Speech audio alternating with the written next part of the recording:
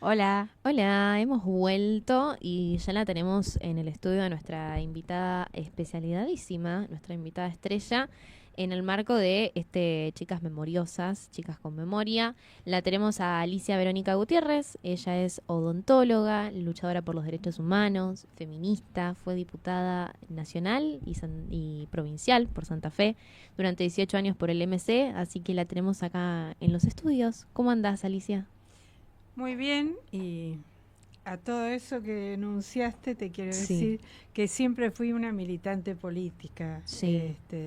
por sobre todas las cosas.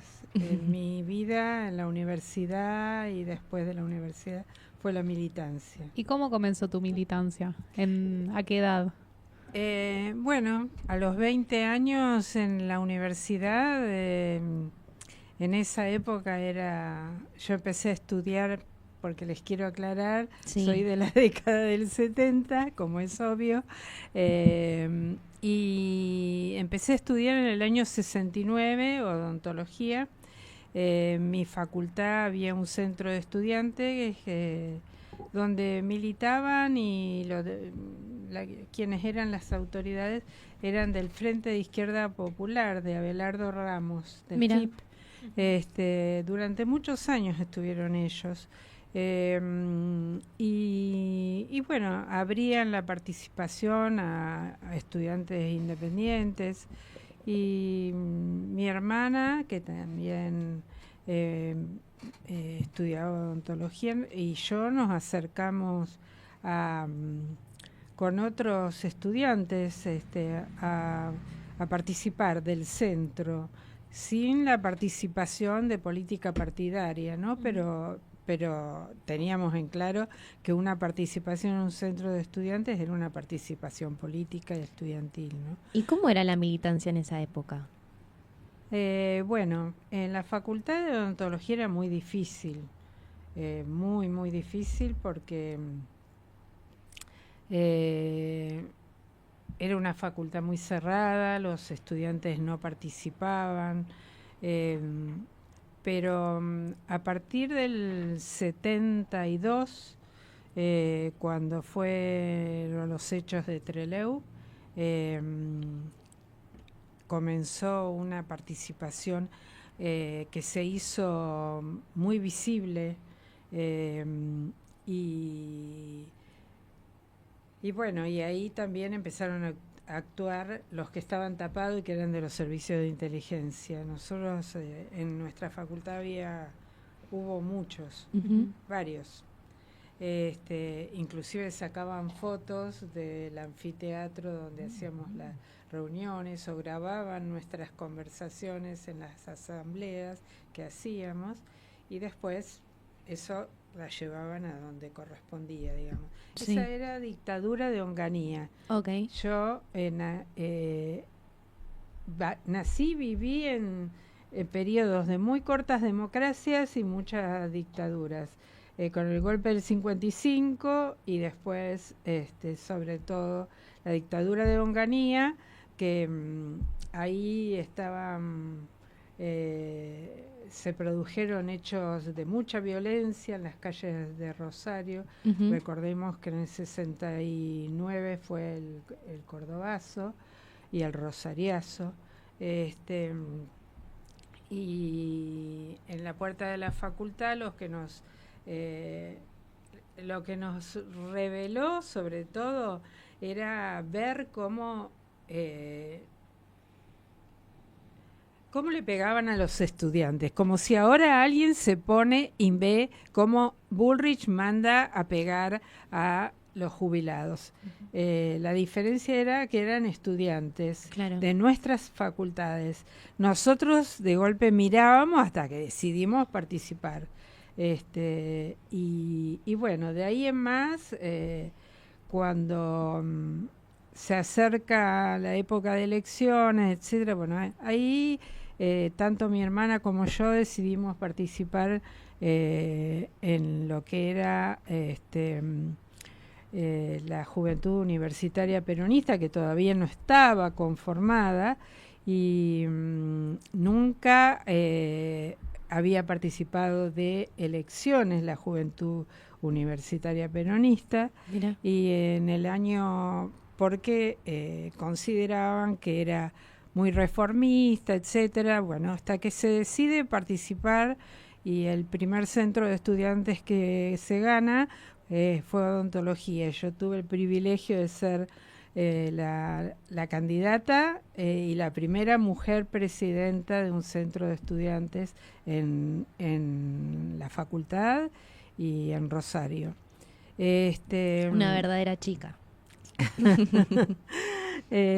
Y bueno, después los hechos se fueron desarrollando rápidamente, y así como la participación, yo creo que una cosa que nos quedó muy, muy grabada a todos y aún hoy recordamos y se nos cae una lágrima es cuando el golpe de Estado en Chile, y muere Salvador Allende. Nosotros desde las puertas de la facultad, con medicina, le decíamos el área salud, nos movilizamos todos y todos los estudiantes de todos los partidos políticos hacia el Consulado de Chile, que en esa época creo que quedaba por la calle Alvear o Santiago, y Urquiza o una cosa así, no recuerdo exactamente la ubicación. Pero sí recuerdo que nos movilizamos y nos conmovió mucho y nos movilizó mucho, ¿no? Sin saber o sospechando ya que era lo que se avecinaba en la Argentina, ¿no? ¿Y cómo fue eso, digo, de cómo la previsibilidad, digo, de lo que iba a pasar? ¿Cómo, no.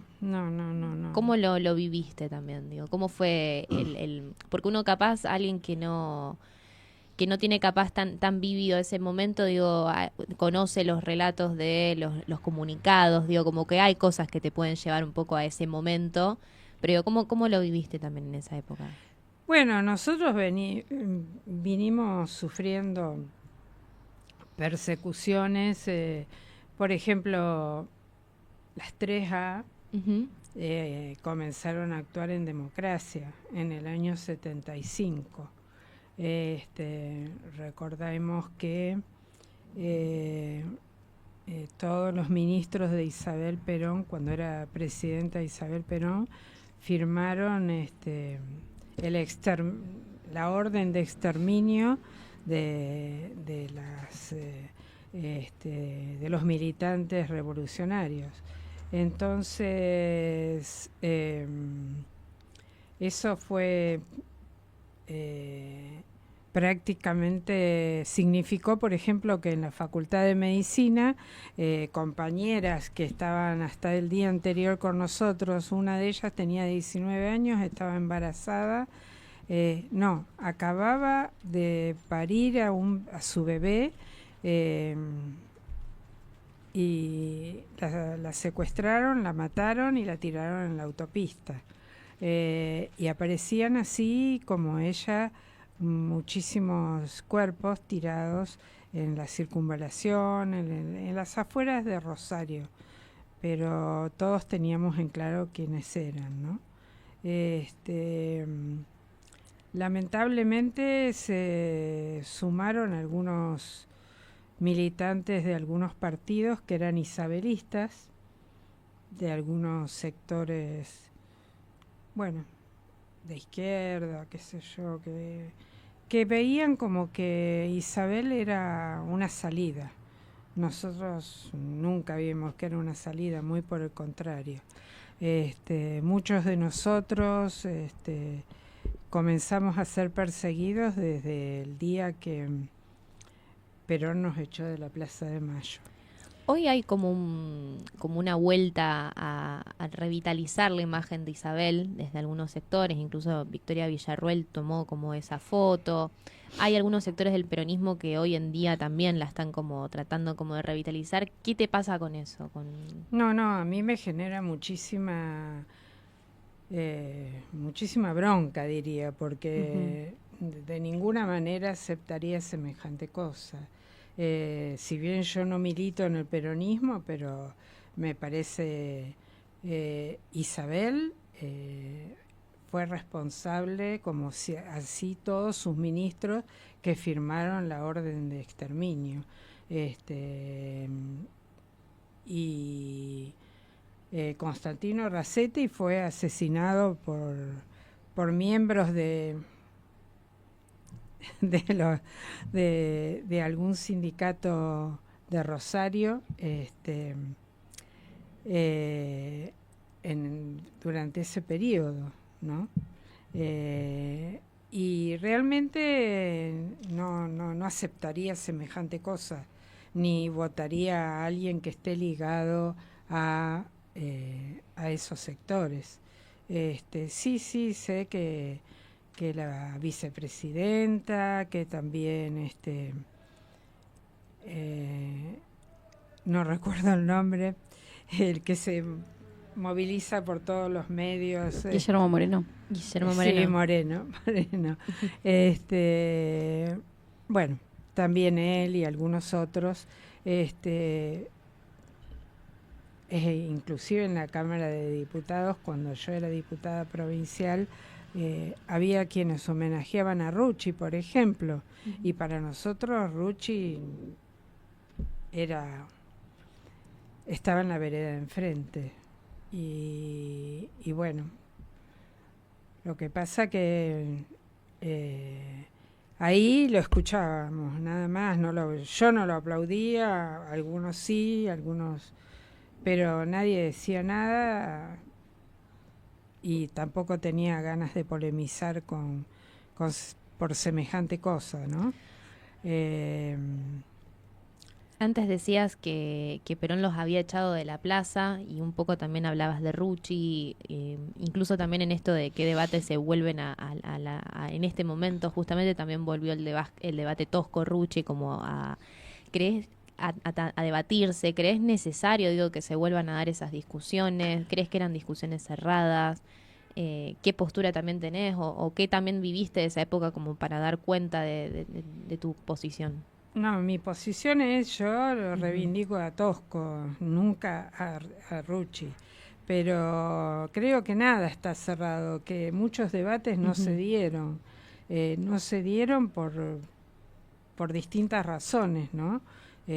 Como tampoco se dio el debate de por qué las organizaciones armadas, por eso muchos no entienden por qué se actuó con las armas.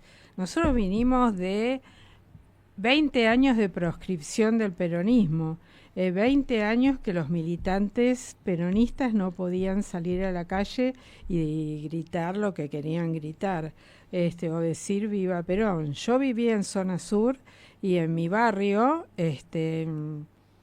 la mayoría eran obreros del SWIFT y eran peronistas.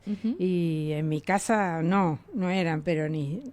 Mis padres no, y mi hermana era pequeña y yo también, y mi hermana me decía, no digas Perón ni Evita porque nos van a llevar presos. Vos fíjate en una criatura pequeña que sí, era como que la ya conciencia. Bueno, y la zona sur fue escenario de muchas luchas de los obreros del SWIFT, la sublevación en el 121, distintos hechos. Villa Manuelita también. Sí, Villa Manuelita. Y yo tenía compañeros de facultad, por ejemplo, un compañero que se llevó todos mis libros para esconderlos no sé dónde, nunca más los recuperé, pero tampoco me interesaba, pero él se lo llevó. Y su mamá tenía guardada desde el año 55 afiches de Evita, de Perón, era obrera del SWIFT, y ella estaba permanentemente armada y llevaba también un cuchillo. era obrera del SWIFT y manejaban los cuchillos muy bien. Pero ella iba permanentemente armada y él arreglaba bicicletas para poder estudiar odontología. Lo hizo en muchos años, ¿no? Pero todas esas cosas nosotros íbamos a escucharla a ella hablar y que nos contara las cosas que habían sucedido y también otras que habíamos vivido nosotros. Si bien en mi casa no militaban en el peronismo, pero se vivía en la sociedad ese clima, ¿no? ¿Y en qué momento te empezó a interpelar el peronismo? O sea, no teniendo una casa peronista, ¿en qué momento te encontraste con eso? Bueno, es que en mi generación, los estudiantes universitarios, los trabajadores jóvenes, teníamos mucha inquietud, muchas inquietudes políticas, y o en un partido o en otro, pero militábamos. No digo que todos, pero sí una gran parte de la juventud militaba en algún espacio.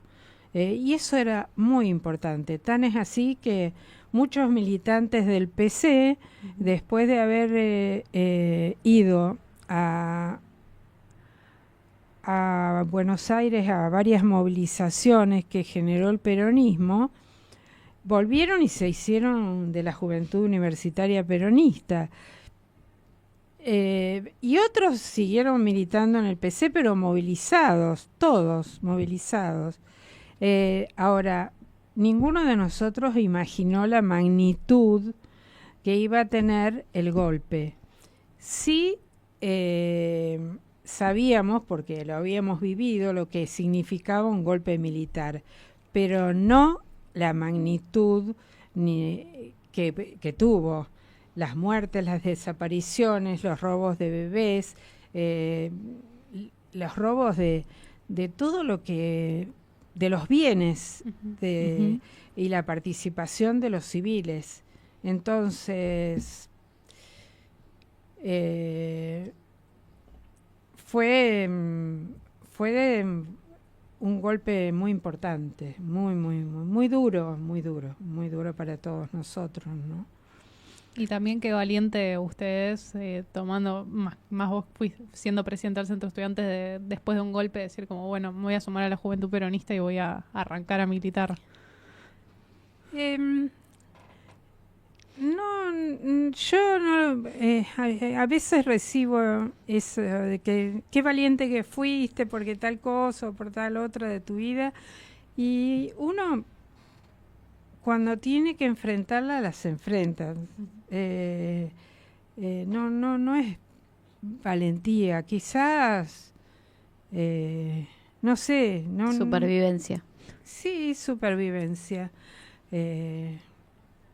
Yo me tuve que esconder durante varios años hasta que pude salir de la Argentina, y con un niño que había perdido a su padre sin conocerlo, y lo hice, y no por valiente, lo hice porque era lo que había que hacer. Había que hacer para sobrevivir.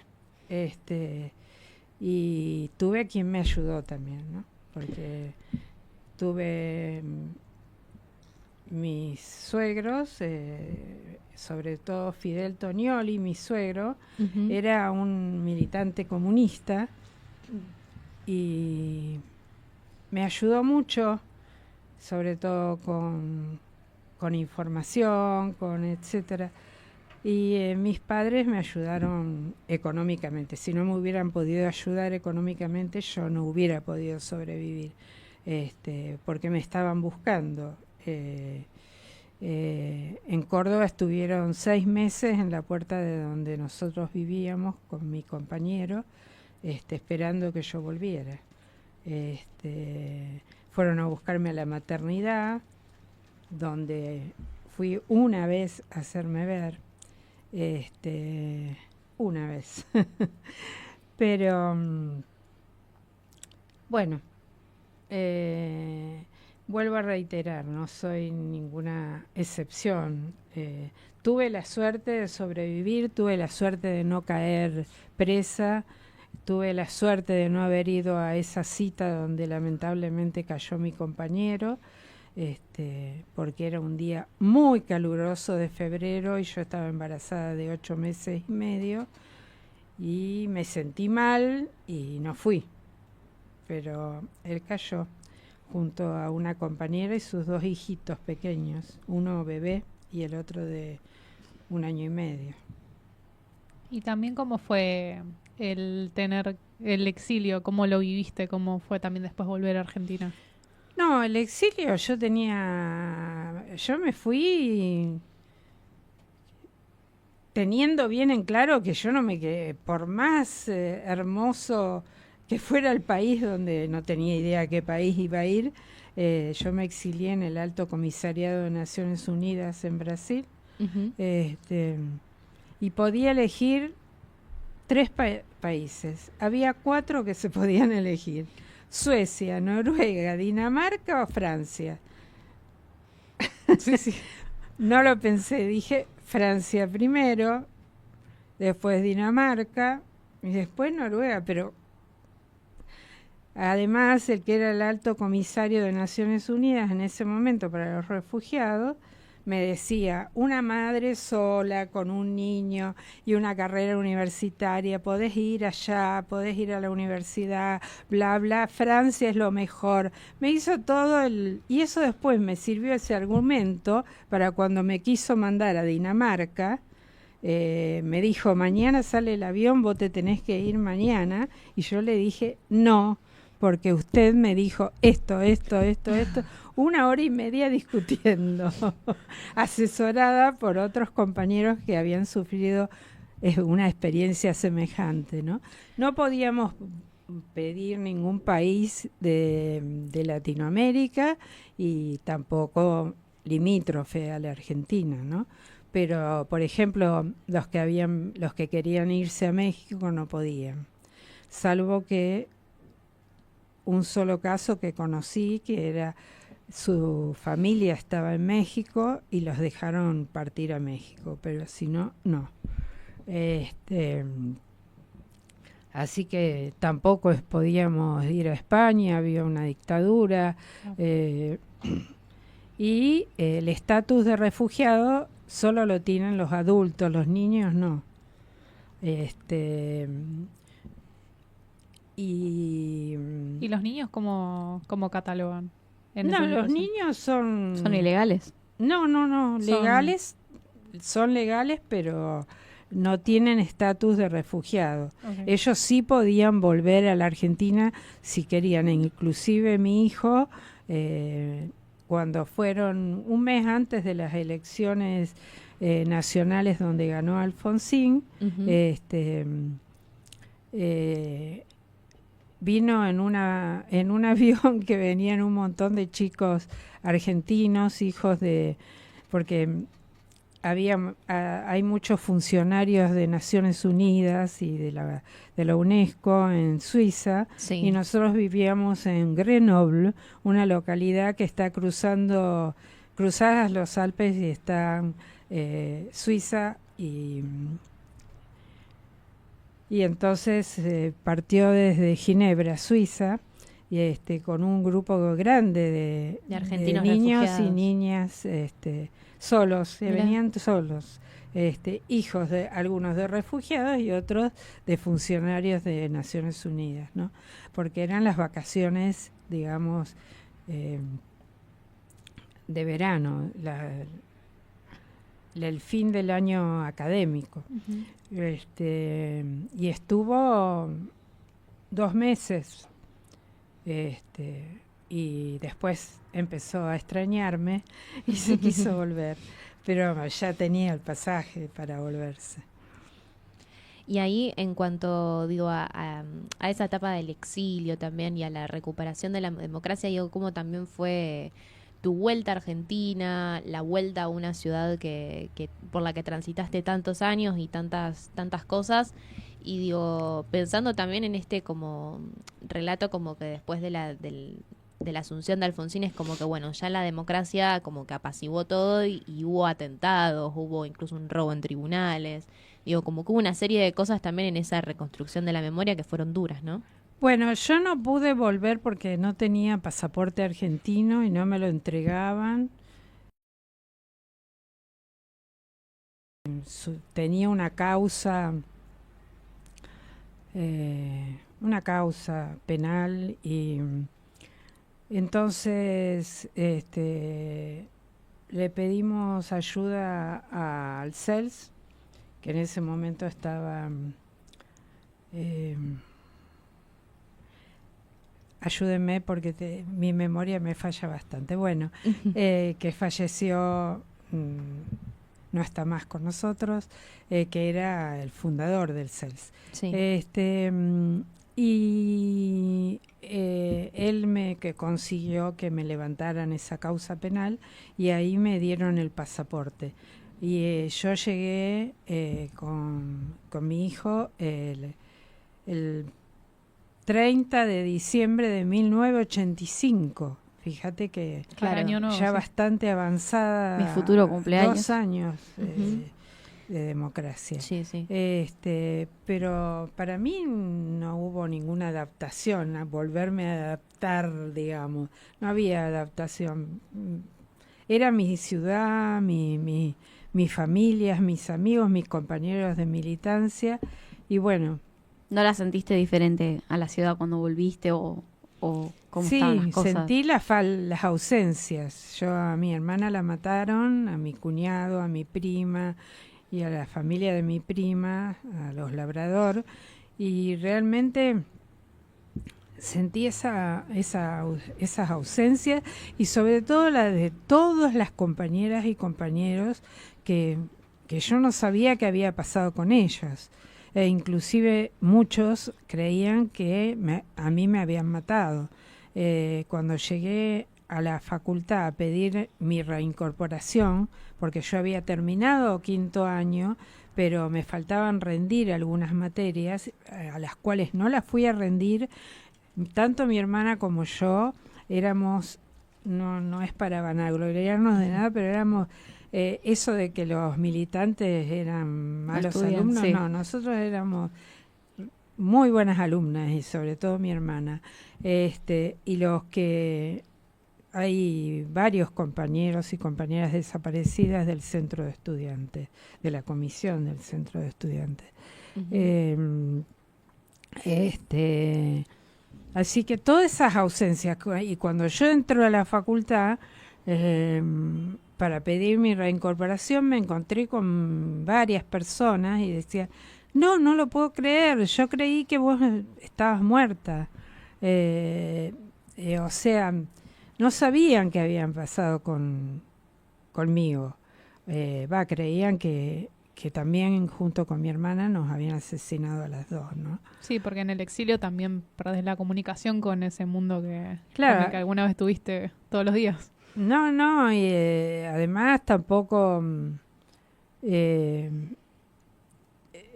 digamos, no había celulares. Sí, más en esa época que era todo más cortado. No, y llamar también era como Claro. poner en compromiso a la otra persona, me imagino, ¿no? Por supuesto, y si bien había gente, yo recuerdo que había un compañero que visitaba a mis padres por lo menos 2 o 3 veces al año, y mis padres le decían, andate, no vengas, es peligroso, pero él iba 2 o 3 veces a visitar a mis padres. Y ese compañero falleció hace un año, Roberto Maurino, a quien recuerdo con mucho cariño. Y realmente, bueno, me incorporé a la facultad rindiendo las materias, porque quienes habíamos, ya me olvidé de decir que a nosotros nos expulsaron de la facultad el interventor militar Sánchez Matorras. Hizo una resolución y nos expulsó de la universidad por ser subversivas, a varios. Y lo que invocaba era que un auto se había subido sobre la rampa y que habíamos querido tomar la facultad. Y eso había sido, cuando terminamos quinto año, un compañero estaba con unas copas de más y subió su Citroën por la rampa de odontología. Esa era la supuesta toma que queríamos hacer. Pero bueno, todo pretexto era bueno para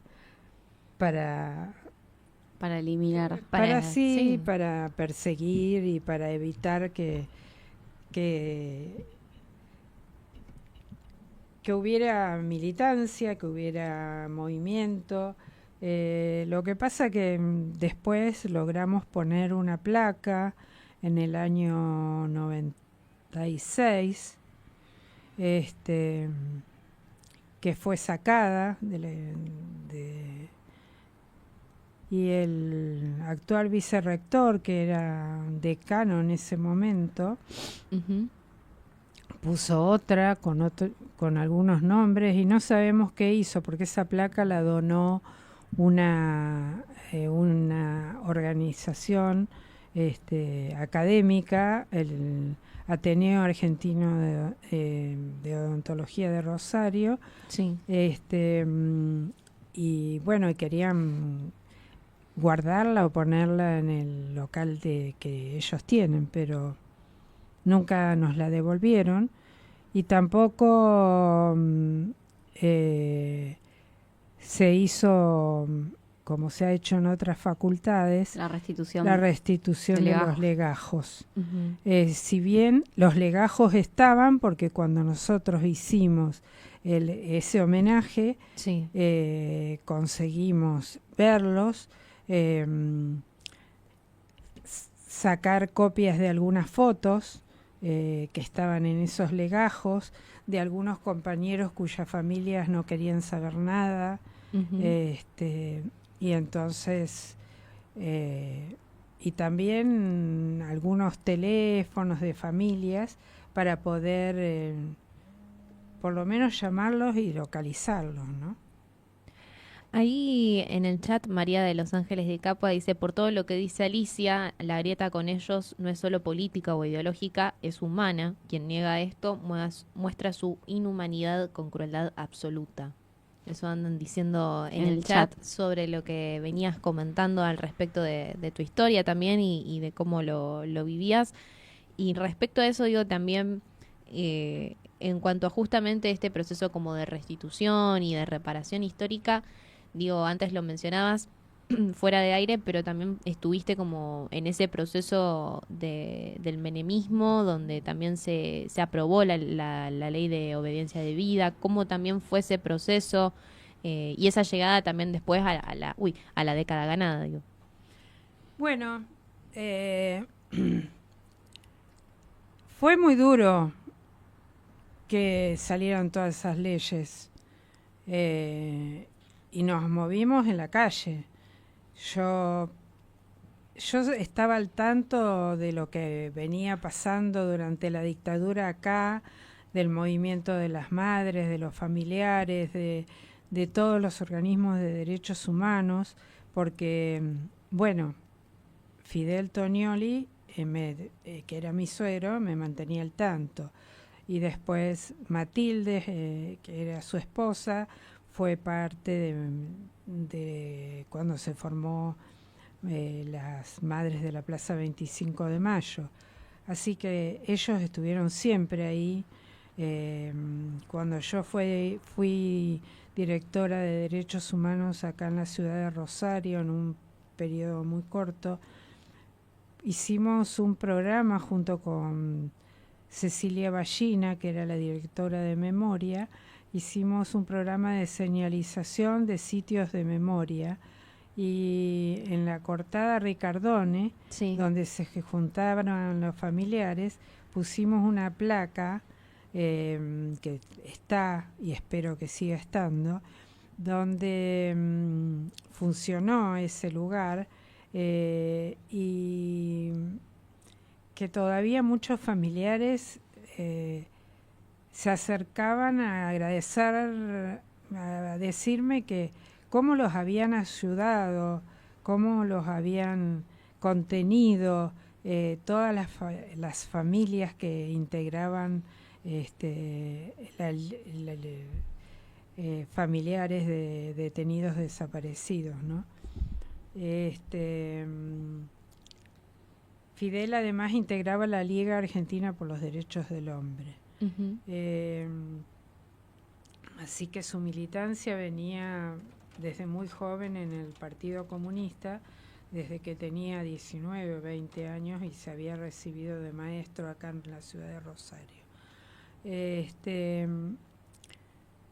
Realmente son la lucha de las madres, de las abuelas, de los familiares, fue una cosa histórica. Y nosotros desde el exilio formamos organizaciones que acompañaban también, enviábamos dinero, solidaridad,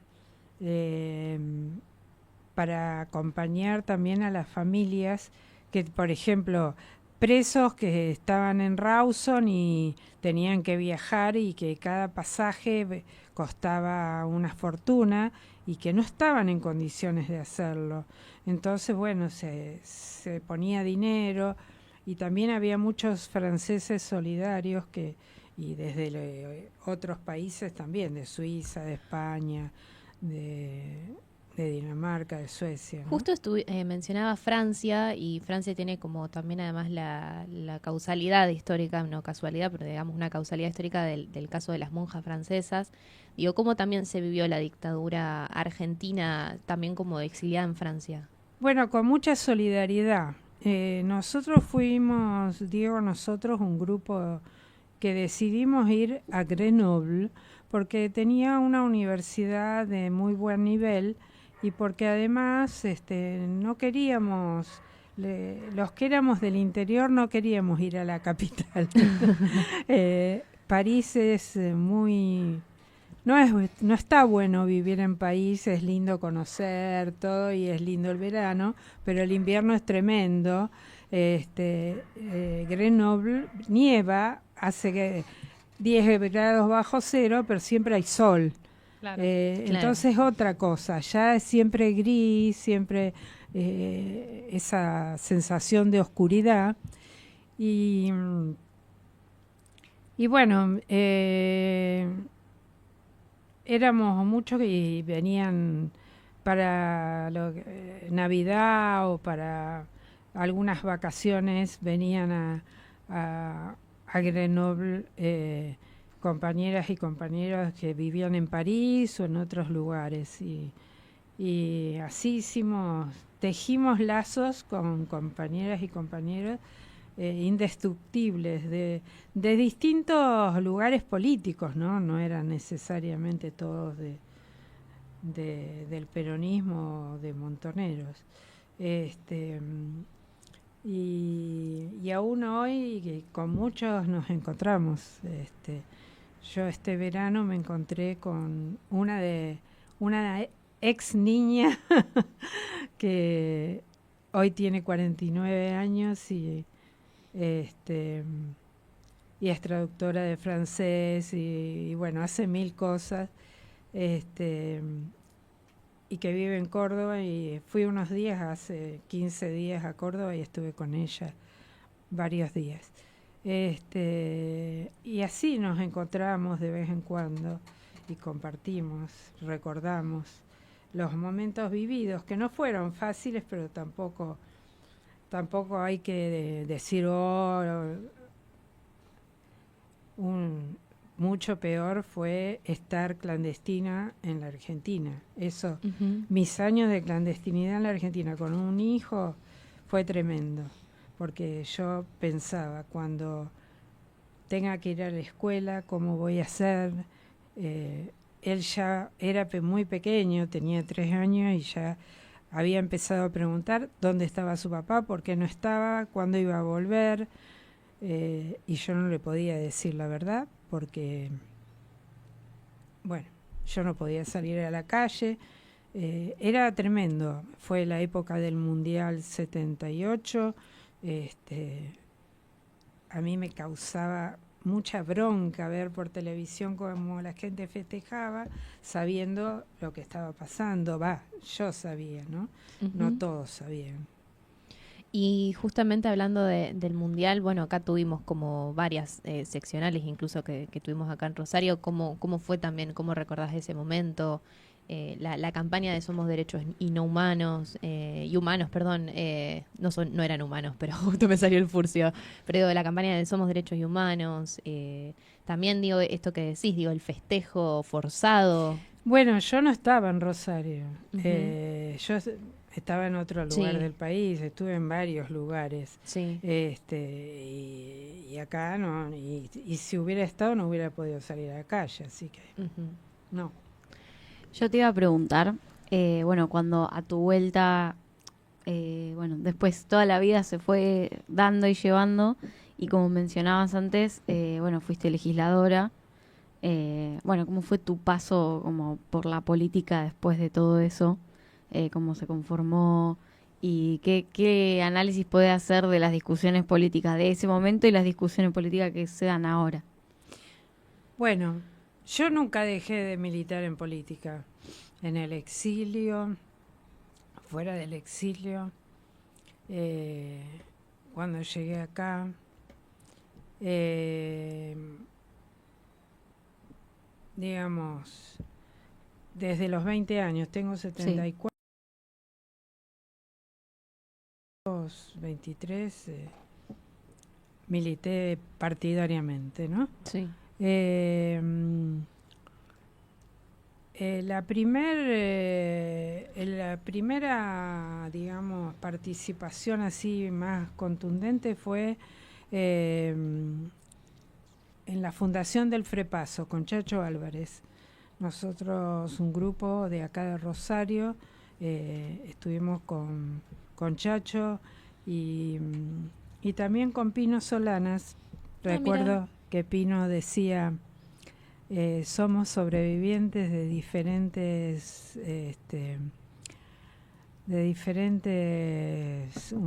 no hundimientos, pero Como de diferentes tragedias. sí. Eh, y decidimos, bueno, mayoritariamente peronistas, pero hubo muchísimos, había de militantes comunistas, radicales, etcétera, eh, y conformamos ese espacio. Eh, Después Chacho decide ir con De la Rúa. Ahí mucho no estaban, algunos no estábamos muy conformes con eso, pero creíamos que quizás, que a lo mejor, como siempre uno pone Se la tapa la nariz. esperanza, no, poner la esperanza también en que se pueda construir algo, pero el, el vicepresidente de la Rúa, no nos olvidemos quién era, ¿no? Un activo eh, un cordobés, Martínez, Sí. que era, no sé si no había estudiado en el colegio militar, y tenía una relación muy estrecha con los militares. Este, y bueno, yo participé en listas de diputados nacionales porque fui presidenta del Frente Grande. eh, en varios periodos y estuve de candidata en el año 95, creo que fue, a diputada nacional en el 7º lugar, en una lista que fallecieron varios diputados. Y entonces No, en esa no, perdón, me equivoqué. En el 95 no pasó nada, obvio, en el séptimo lugar no iba a entrar. Ujú. Yo sabía eso, pero digamos, Sí. había que poner la cara, había que Que estar ahí. Que estar ahí. estar ahí y después, sí, en la segunda vez que fue en el 99, entré cuando fallecieron varios diputados, Sí, entré como diputada. como diputada nacional en el lugar de Delqui Escarpín, padre de este diputado, pero que no tenía nada que ver, si bien era radical, era un radical no gorila y progresista. Ujú. De los primeros radicales De los primeros. cuando significaba algo ser radical. Sí, no, era una persona muy abierta y falleció. Y yo entré en octubre de 2001. Así que estuve en diciembre de 2001, en enero, porque todas esas... Sí, todas todo esas eso- sesiones. todas esas sesiones donde subieron los presidentes, al día siguiente otro, donde las muertes desde 2001, en la puerta del Congreso, no, fue terrible. Pero ahí yo, cuando entré, no ingresé al bloque de, de lo que era... El frepaso. Ingresé al del Frepaso, Ah. pero no al bloque con los radicales, Sí. porque ya se había dado el tema laboral con Patricia Bullrich. Claro. miren, ¿no? Sí, sí. Como Lo la cíclica historia que se es la repite. historia. Bullrich, y nosotros, entre el grupo más importante del que formábamos parte, eran casi todos provenientes del gremialismo. Entonces, no podíamos estar ahí en la vereda de enfrente. Entonces nos abrimos y le creímos a Lilita Carrió. Fuimos... Qué momento.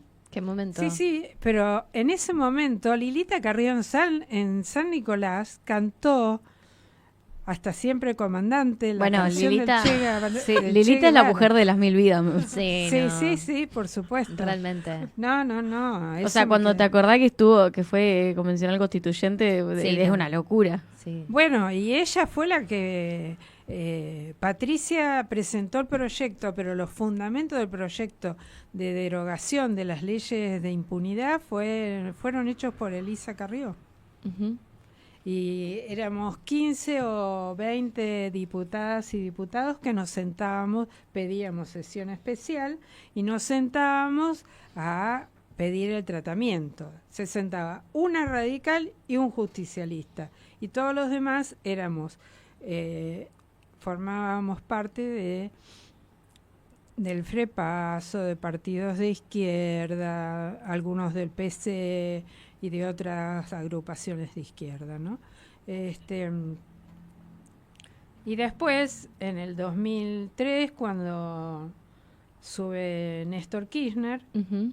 les dio la orden a todos que se sentaran en sus bancas y todos levantaron la manito y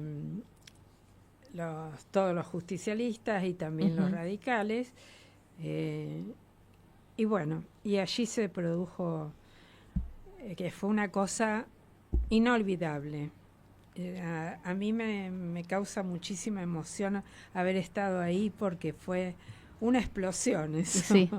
adentro y afuera del Congreso, ¿no? Y habiendo vivido esos momentos como que hoy podemos decir que son históricos también, Claro, sí. ¿cómo ves, también ese paralelismo de haber estado dentro de la legislatura en pleno 2001, ver el cambiazo hacia un gobierno con otras oportunidades, Dualde en el medio también, Néstor, después como un avance, en materia de democracia, derechos humanos?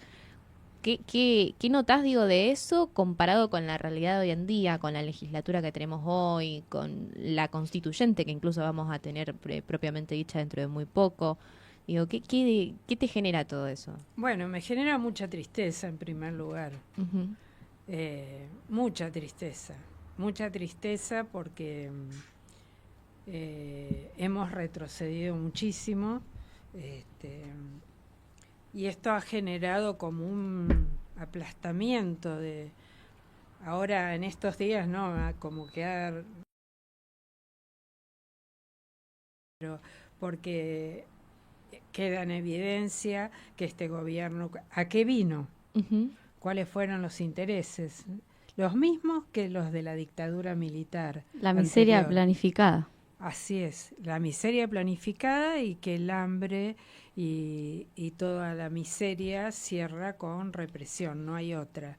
Estos programas económicos cierran con represión. Bueno, justo en el chat nos habían puesto, hay una persona, Nacho Dosba, Sí. Le nos mandamos dice- un saludo. le mandamos un saludo y nos pregunta, nos dice que le gustaría que si podés dar un mensaje para personas que hoy niegan la memoria y todas las cosas que pasó, digamos, los llamados negacionistas. Bueno, yo no, a esas personas creo que, salvo los jóvenes que uno puede pensar que pueden cambiar de opinión, los adultos dificulto que cambien de opinión. Están perdidos. Yo creo que es muy... Cuando dicen que cuenten toda la historia, sí, toda la historia es que aparezcan los niños y niñas desaparecidos a quienes se les privó de su identidad. Que sepamos dónde están nuestros compañeros y compañeras asesinados y no sabemos dónde los tiraron o los dejaron. Las familias queremos saber, pero también los militantes queremos saber. Y gran parte del pueblo argentino. Y la prueba está en la movilización que hubo estos días, que a mí me hizo acordar muchísimo a los 20 años del golpe, cuando se conmemoraron los 20 años del golpe. Ujú. Hubo una movilización masivísima en Rosario, donde no solamente nos movilizamos los adultos, sino también las niñas y los niños que iban en los cochecitos, las mamás con los bebés y los chicos. Y este lunes pasó lo mismo. Yo vi la misma imagen. Pasaron muchos años, pero era la misma imagen, porque la memoria no la borrás de un plumazo. Hay cosas que quedaron en la historia y en la memoria, como ahora destruir la estatua o el monumento a Osvaldo Bayer. ¿Qué sentido tiene? Yo creo que al contrario, multiplica, porque lo mismo hicieron en el golpe del 55. Tiraron abajo las imágenes de Evita, de Los Perón, bustos. quemaron los libros, y no desapareció el peronismo. Acá estamos. Entonces yo creo que es más, sumaron generaciones, porque hay jóvenes que, como nos pasó a nosotros, cuyos padres no eran peronistas, y que, bueno, conociendo la historia y los derechos que se obtuvieron durante el peronismo, bueno, se hicieron peronistas, militantes peronistas. Y ahora está pasando lo mismo. Si bien yo puedo no coincidir con algunas cosas, con el peronismo, o con determinados momentos del peronismo, pero quien quiera negar eso está tapando el sol con un dedo. Así es. Y entonces no tengo ningún mensaje para darles. Tengo el mensaje para decirles que la verdad, la memoria surgen en todos lados. Nosotros durante años buscamos los juicios, hicimos esfuerzos terribles, primero con los juicios a la verdad, porque si no hubiera sido por el juicio a la Junta y después los juicios por la verdad y todo lo que trabajaron los organismos de derechos humanos, la justicia no hizo nada. Las declaraciones eran las de los familiares y las investigaciones Eran de los familiares. es de los familiares y siguen siendo. Fijémonos que todavía siguen habiendo juicios. Sí. Y hubo más de 800 centros clandestinos de detención. Entonces, seguir jorobando con si fueron 30.000, 7.000, 8.000, fueron 8.000 los familiares que denunciaron. Nosotros conocemos muchísimos familiares que por temor o miedo que les pudiera pasar algo a sus otros hijos, nunca hicieron denuncia. Sí, antes hablábamos de lo cínica que es la discusión en realidad, porque yo decía que no es que ellos sean tontos y de verdad no entiendan que el 30.000 es un número simbólico, sino que es como una especie de cosa que lo hacen a propósito, digamos, para tomar algo y desvalorizarlo y Apropiárselo. apropiárselo. O sea, venimos hablando incluso desde el programa anterior el hecho de cómo se apropian de muchas cosas, incluso los mismos libertarios hablando justamente de libertad o de anarcocapitalismo, todas son cosas que vienen en realidad de sus sectores opuestos, si querés. Sí, incluso la semana pasada lo charlábamos específico con el análisis de las juventudes, hablando de memoria, ¿no? Y como también Miriam Krieger hablaba de la distorsión dentro del discurso, cómo se van distorsionando esto decía Kate recién, el número simbólico de 30.000, digo, pero después también como la construcción de esa narrativa, qué pasaba con los movimientos revolucionarios, como que se van distorsionando esas cosas. Y bueno, con el video del AGE incluso también ahora, cuentan como una historia que es su propia historia oficial, digamos. Bueno, y anoche yo escuchaba, así haciendo zapping, porque bueno, cada vez me resulta más intolerable ver los programas políticos, salvo excepciones de la televisión, y lo pesqué en uno a este hombre insoportable que está... Hay muchos. Sí, no, pero que está en La Nación Más, Majul. Majul. Feynman. No. Lo vi a Majul hablando con una hija de desaparecidos que reniega de sus padres, que dice que Estela le ofreció un cargo y no sé cuántas cosas. ¿Qué querés que te diga?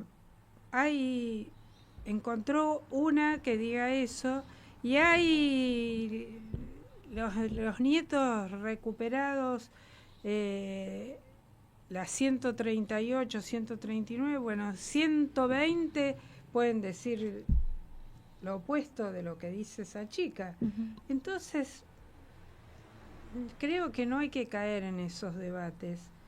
Como cuando apenas comenzó la democracia, que a una compañera muy querida que falleció, con quien hicimos todo o tratamos de desenredar lo que había sucedido en la Quinta de Funes, salió por radio Evaristo Monti con un represor, con Constanzo, que está con Perpetua y está en domiciliaria, y nos quiso sentar a Cecilia y a mí, un periodista de Rosario, a debatir. Y nosotros nos negamos. ¿Cómo íbamos a debatir con quien había torturado y quizás matado a nuestros compañeros, pero ni con ese represor ni con ningún otro, aunque no hubiera sido que mataba a nuestros compañeros. Bueno, pero hay gente que se presta a eso y es tremendo escucharlos. Pero también tienen mucho valor los relatos de los sobrevivientes de los campos de concentración. Es muy importante que los jóvenes y los no tan jóvenes los escuchen. Y también la película 1985 contribuyó a que muchos se desayunaran o de algunas cosas que sucedieron, ¿no? Ujú. Bueno, Alicia, te agradecemos. La verdad que Muchísimo. nos encantó escucharte y si querés nos puedes hacer el honor de ser nuestra afiliada, dejando ahí un mensajito, un dibujito, tu No firma, ofrecemos lo que vos cargos. quieras. No, no. Pero bueno, ha sido un gran programa y me parece que es para coronar esto, Chicas con Memoria. Sí, la verdad que tremenda la entrevista, un lujazo tenerte acá. No, chicas, no exageremos. No, sí, por realmente has sido muy bien catalogada, mucha gente contenta con que hayas Sí. pasado por el programa. Nos lo dijeron por el chat. Nos lo han dicho por el Me lo chat. ha dicho mi madre antes de venir para acá. Me lo ha dicho demasiada gente también. Y la verdad que has recibido muchos halagos. Tu nieto Emiliano también está muy contento. Y No me digas que está escuchando. no sabemos, No sabemos. pero capaz que lo puede ver en diferido. Mientras Alicia va firmando, vamos a pasar a nuestras redes sociales, que esta Dale. vez durante casi todo el programa no lo hicimos. Pueden suscribirse a Haciendo Medios en este momento. Pueden aprovechar a suscribirse al canal donde estamos transmitiendo, darle me gusta al vivo, que nos puede ayudar mucho más a llegar a más personas, dejar comentarios y pasar a saludarnos por Instagram a nosotras. Ahí nos dejan un follow en @sindicato de chicas. En YouTube también se pueden suscribir a nuestro canal, @sindicato de chicas. Y nuestras redes sociales, ¿quieren decir las suyas? Dale. Yo en Instagram estoy como Cata Cortala, en Twitter Catontalina. Yo en Instagram nada más, Camita está _. Y yo en Instagram y Twitter, @soy Male Martínez. Y también tenemos justamente la casualidad de que en Instagram nos pueden encontrar de forma que...